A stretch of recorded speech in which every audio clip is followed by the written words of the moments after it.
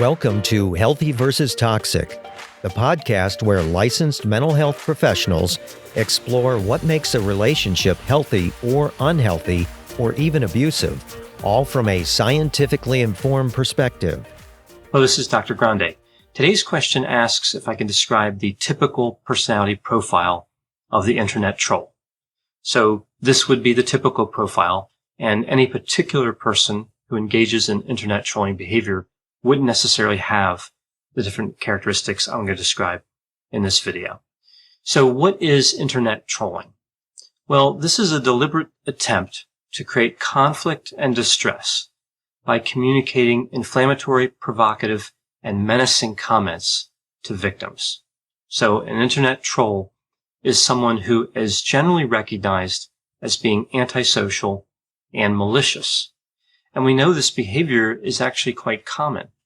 1/3 of the millennial generation has engaged at one point in time in internet trolling. So we see it's increasing in terms of prevalence. Some people view internet trolling as kind of an innocent behavior, that some people are just having fun online at the expense of others. It's not nice, but not necessarily destructive. But evidence actually indicates that it causes significant harm and distress to the victims, but also to the perpetrators. So it's really not good for anybody.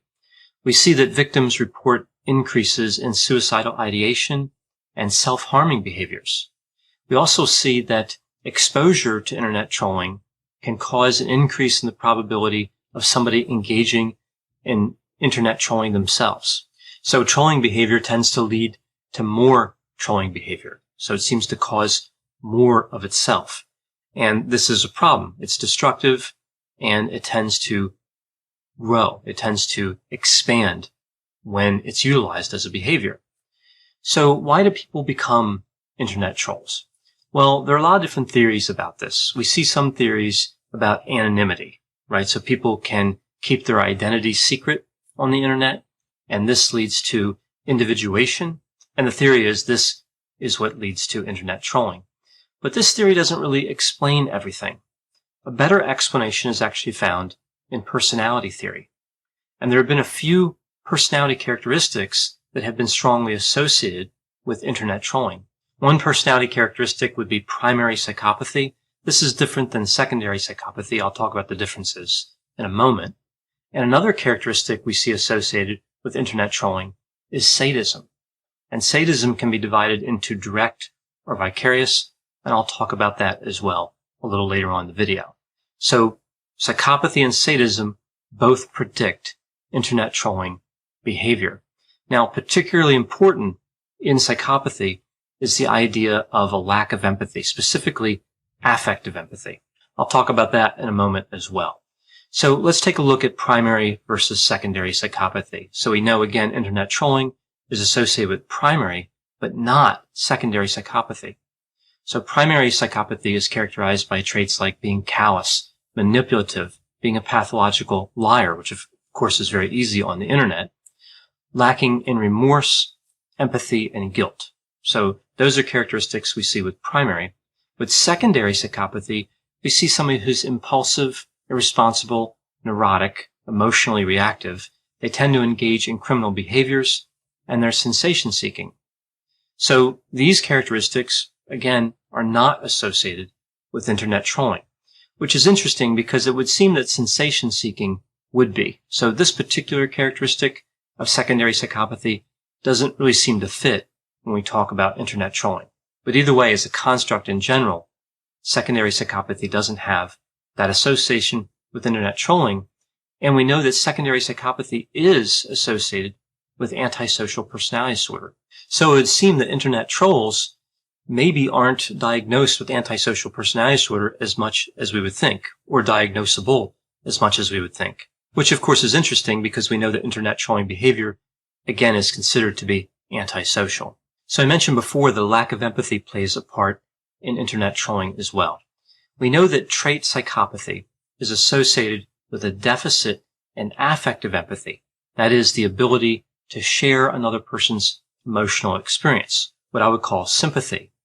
But it's not associated with a deficit in cognitive empathy. And this is the ability to understand how someone else feels. So with psychopathy, cognitive empathy, again, is intact, and affective empathy is not intact. Now, what's interesting here, of course, is that internet trolling has this association with affective empathy, meaning if affective empathy is lower, the probability of internet trolling is higher. It also has an association with cognitive empathy.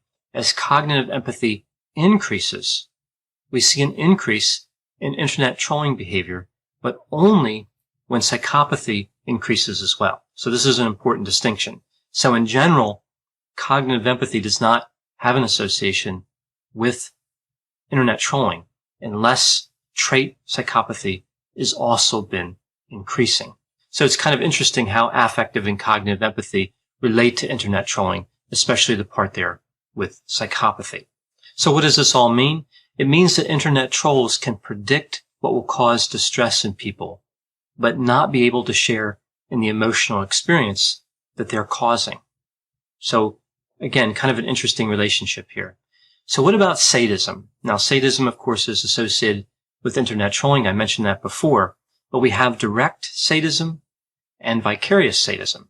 So with direct sadism, this is when somebody enjoys directly hurting or humiliating other people. And vicarious sadism is when the enjoyment is derived from watching other people being hurt or humiliated. Both types of sadism are positive predictors for internet trolling behaviors. The internet troll enjoys both directly hurting people and watching others be hurt.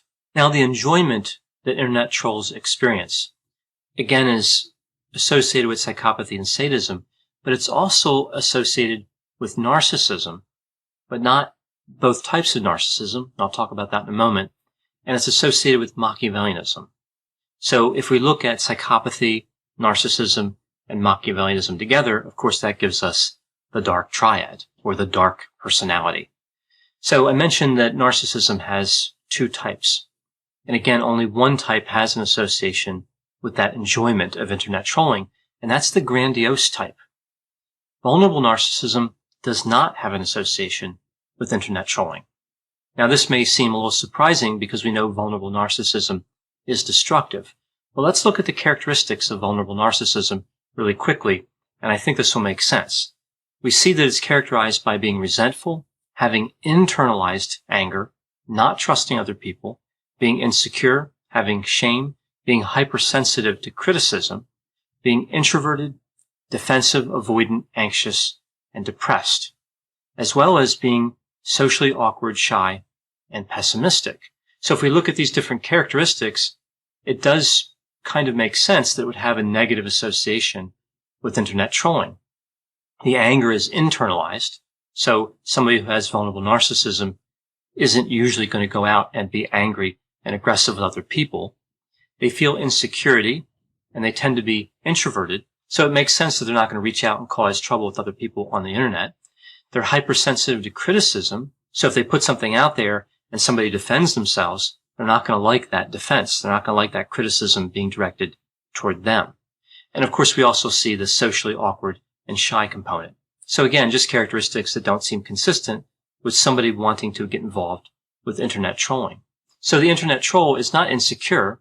They're not reacting aggressively to ego threats, like some people have said, but rather their self-worth is intact, and they don't need the recognition of other people.